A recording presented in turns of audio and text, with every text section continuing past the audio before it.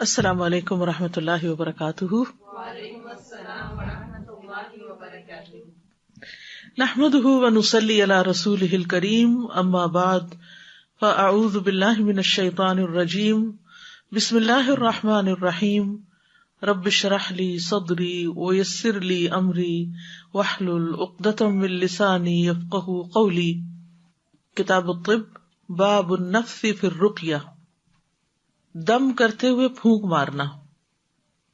پھونک مارنے کے لیے عربی میں کئی لفظ استعمال ہوتے ہیں، جیسے نفخہ، نفخ سور، نفثا، نفاثات فی العقد، اور تفلا۔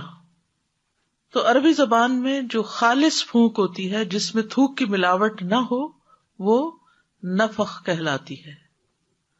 اور پھونک کے ساتھ اگر تھوڑا تھوڑا تھوک ہو، یعنی تھوڑی تھوڑی تھتکار سی ہو، تو وہ نفثہ کہلاتی ہے۔ اور جب خالص تھوک ہو، یعنی زیادہ تھوک ہو، تو تفل یا بزاق کہا جاتا ہے اس کو۔ تو سوال یہ پیدا ہوتا ہے کہ دم کرتے ہوئے تھوکنا یا تھتکارنا یا پھونکنا، اس کا مقصد کیا ہے؟ اس میں دراصل شیطان کی ذلت مقصود ہوتی ہے، یعنی شیطان پر تھوکا جاتا ہے۔ حدثنا خالد بن مخلد حدثنا سلیمان عن یحیی بن سعید قال سمعت ابا سلمة قال سمعت ابا قتادة يقول سمعت النبي صلی اللہ علیہ وسلم يقول الرؤيا من اللہ والحلم من الشیطان۔ ابو قتادہ کہتے ہیں کہ میں نے نبی صلی اللہ علیہ وسلم کو فرماتے ہوئے سنا کہ خواب اللہ کی طرف سے ہوتا ہے اور برا خواب شیطان کی طرف سے۔ فَإِذَا رَأَى أَحَدُكُمْ شَيْئًا يَكْرَهُهُ فَلْيَنْفِثْ، پھر جب تم میں سے کوئی ایسی چیز دیکھے جس کو وہ ناپسند کرتا ہے تو اسے چاہیے کہ تھتکار دے۔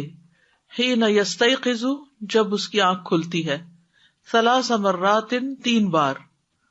وَيَتَعَوَّذْ مِنْ شَرِّهَا، اور اس خواب کے شر سے پناہ لے لے، یعنی اللہ تعالیٰ کی۔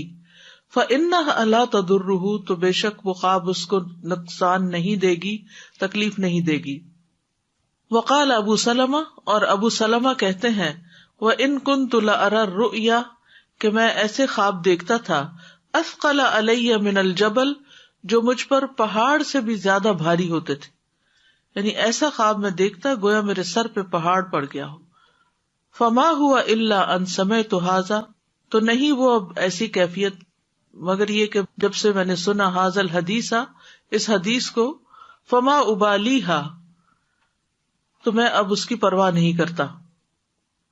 یعنی جب سے میں نے یہ حدیث سنی ہے تو اس کے بعد سے مجھے اب پرواہ نہیں، کیونکہ میں ایسا خواب آنے کے بعد تھتکار دیتا ہوں اپنے بائیں طرف۔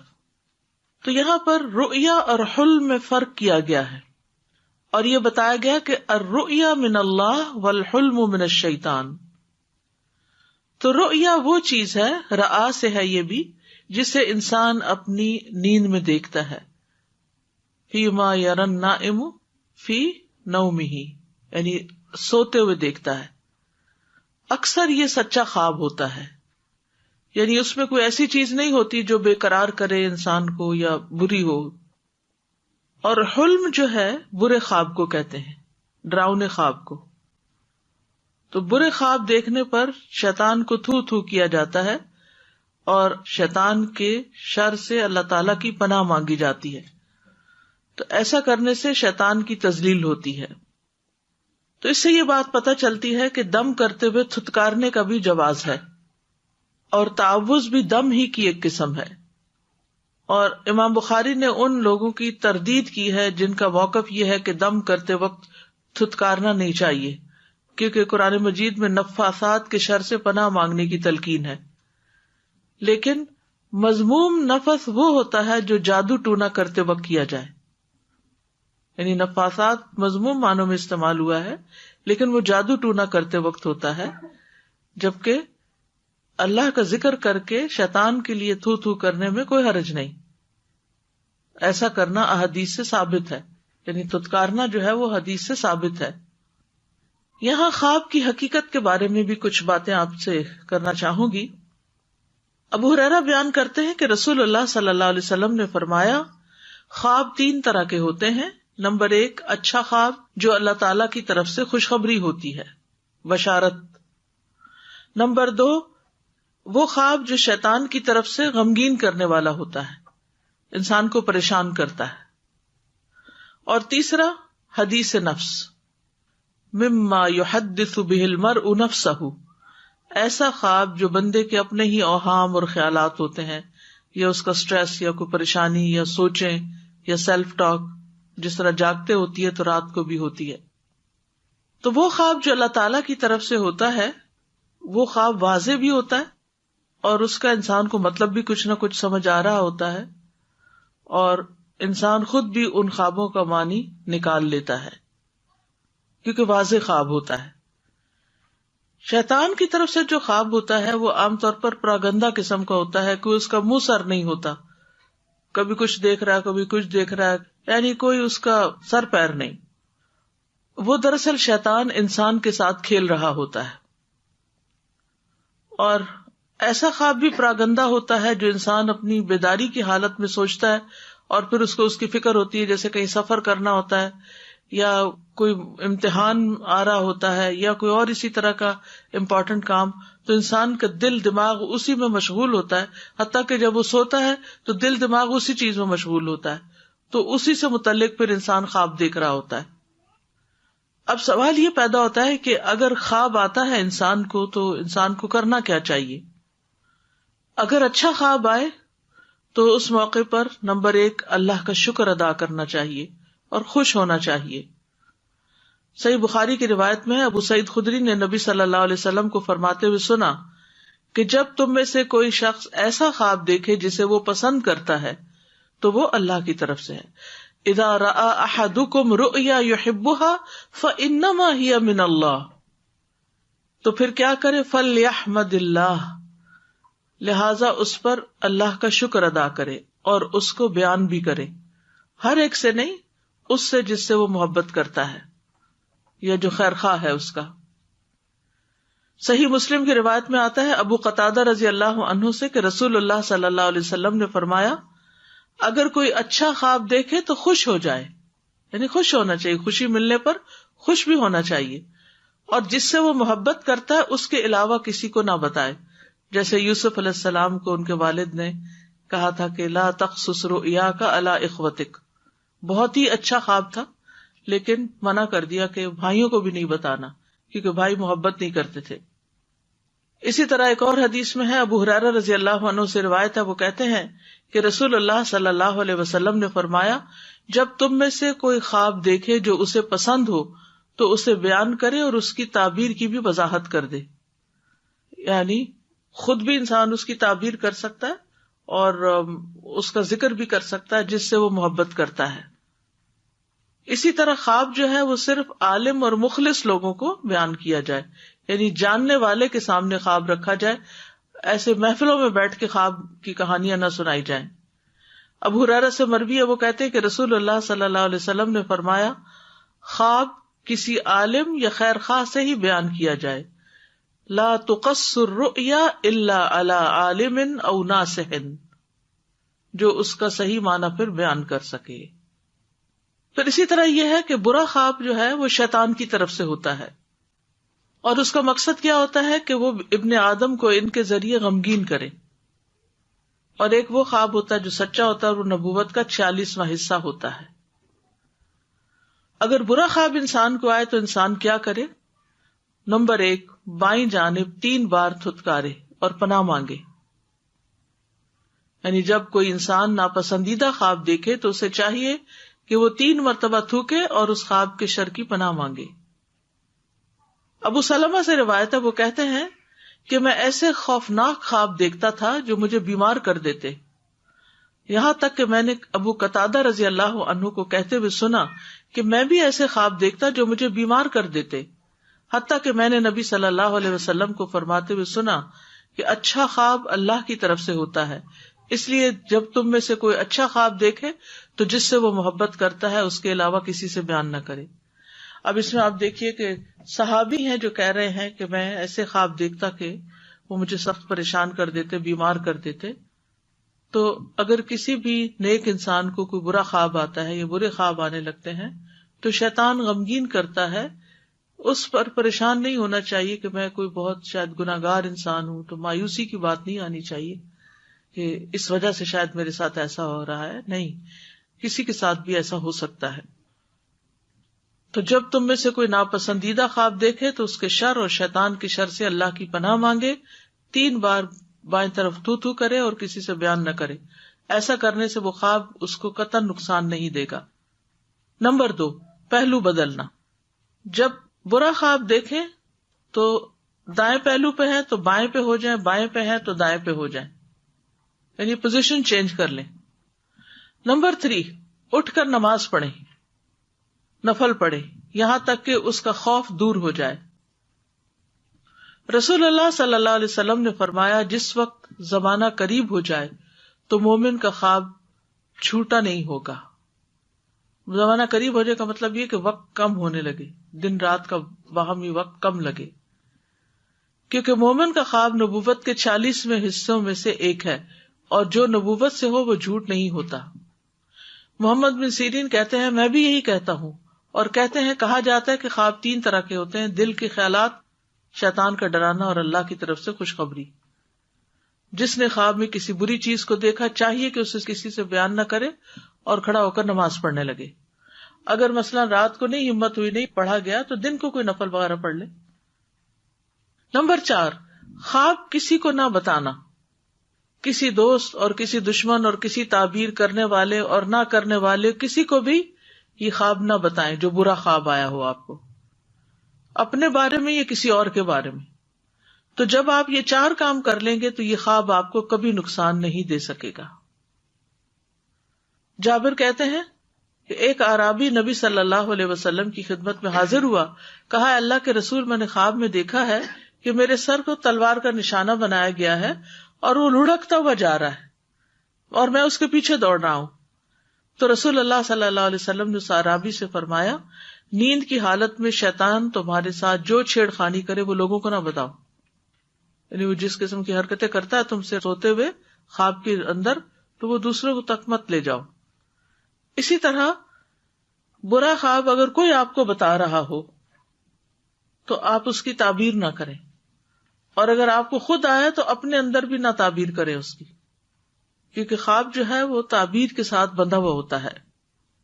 ابو ہریرہ کہتے ہیں کہ رسول اللہ صلی اللہ علیہ وسلم نے فرمایا اگر تم میں سے کوئی ناپسندیدہ خواب دیکھے تو نہ اسے بیان کرے نہ اس کی تعبیر کی وضاحت کرے، یعنی دل میں اس کی تعبیر نہ نکالے. اگر برے خواب کی تعبیر نہ کی جائے تو اس خواب کا نقصان نہیں پہنچتا. تو کبھی کوئی شخص آتا نا آپ کے پاس اور کہتا ہے میں نے ایک ناپسندیدہ خواب دیکھا ہے، تو آپ اسے کہیں کہ مجھے خواب مت سناؤ، یہ 4 کام کر لو. کون کون سے؟ بائیں طرف تتکارنا، پوزیشن چینج کرنا، نماز پڑھنا، خواب کسی کو نہیں بتانا. تو جیسا کہ نبی صلی اللہ علیہ وسلم نے بتایا ہے کہ پھر یہ خواب انسان کو نقصان نہیں دے گا. ٹھیک ہے. اور اگر وہ شخص اصرار کرے نہیں مجھے تعبیر چاہیے، مجھے تو ضروری پوچھنا ہے، تو آپ اسے کہیں کہ نہ میں تعبیر بیان کر سکتا ہوں نہ کوئی اور. اس کو ڈسکریج کرے، کیونکہ اس کی خیرخواہی اسی میں ہے. تو انسان پہ لازم ہے کہ وہ اپنے آپ کو پرسکون کرے اور خواہ ایسے خواب کے پیچھے مت جائے. سورۃ المجادلہ میں بھی آتا ہے انما النجوى من الشیطان لیحزن الذین آمنوا، کہ نجوہ جو ہے، یہ سرگوشی جو ہے وہ شیطان کی طرف سے ہوتی ہے تاکہ ایمان والوں کو غمگین کرے. اور یہ بھی سرگوشی ہی کی ایک قسم ہے کہ وہ رات کو خواب میں آ کر پریشان کرتا ہے. اگر کوئی شخص آپ سے خواب کی تعبیر پوچھے تو خواب کی تعبیر کے کچھ اصول ہیں. نمبر 1، خواب تعبیر کے مطابق واقع ہو جاتا ہے. ٹھیک ہے. اس کی مثال ایسے ہی ہے کہ جیسے ایک آدمی نے اپنی ایک ٹانگ اٹھا لی، اب وہ انتظار میں ہے کہ اسے کب رکھے. تو جب کوئی آدمی خواب دیکھے تو اسے صرف اہل علم سے بیان کرے، ورنہ کیا ہے کہ وہ ٹانگ رکھی جائے گی، یعنی تعبیر بیان کرنا کیا جیسے ٹانگ واپس رکھنا، تو وہ چیز واقع ہو جائے گی. تو تعبیر جو ہے ہر شخص کو تعبیر کرنی بھی نہیں چاہیے. مثلاً کوئی کسی کو اپنا خواب سنا رہا تو بیچ میں خواہ بخواہ انٹرپٹ کر کے آپ تعبیر نہ بتانا شروع کر دیں. وہ آپ سے پوچھ بھی نہیں رہا اور آپ بول دیتے ہیں. یا کسی کا کوئی خواب سنے تو اچانک نہ سوچا نہ سمجھا منہ سے کچھ نکال دیا، یہ بھی نہیں ہونا چاہیے.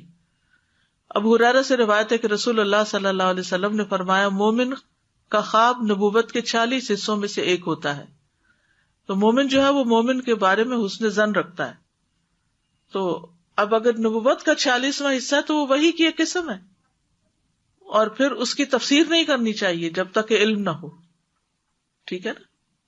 پھر اسی طرح یہ ہے کہ تعبیر کرتے وقت حالات کا بھی تعین کرنا چاہیے کہ کس نے خواب دیکھا ہے، کب دیکھا ہے، دن کو دیکھا ہے، رات کو دیکھا ہے، کہیں اس کے خیالات ہی تو نہیں. پھر اسی طرح بعض لوگ ایک کتاب تعبیر الرؤیا جو ہے اس کو ابن سیرین کی طرف منسوب کرتے ہیں، جبکہ وہ عبد الغنی نابلسی کی کتاب ہے تعطیر الانام فی تعبیر المنام. تو اس کے ساتھ کچھ تبدیلیاں کر کے تو اسے غلط منسوب کر دیا گیا ابن سیرین کی طرف. ٹھیک ہے جی. آپ Ustaz ji, in the first hadith that was mentioned, that when you see a good dream, you can mention, well, you had this. So it is like a recommendation that it should be mentioned, because sometimes many people اس کا یہ مطلب ہے کہ جیسے کس کو وہ اگلی حدیث میں بتا دیا گیا عالم کو اور خیرخواہ کو بتائے، یعنی اسے وہ بتا سکتا ہے لیکن برا تو بتانا ہی نہیں چاہیے. Right, but I mean for the good dream, when someone sees a good dream about someone, is it something that is encouraged that you go and tell that person? Yeah. It is. Okay, alhamdulillah. And with regards to this thing that someone sees a bad dream, and then the first step is that they would spit on the left side for 3 times. So that obviously is right after that someone already knows and has seen. If they come to you next day and say, okay, I saw a very bad dream last night, do you tell them to do that even then? نہیں، وہ تو رات کو It's only at that time, right?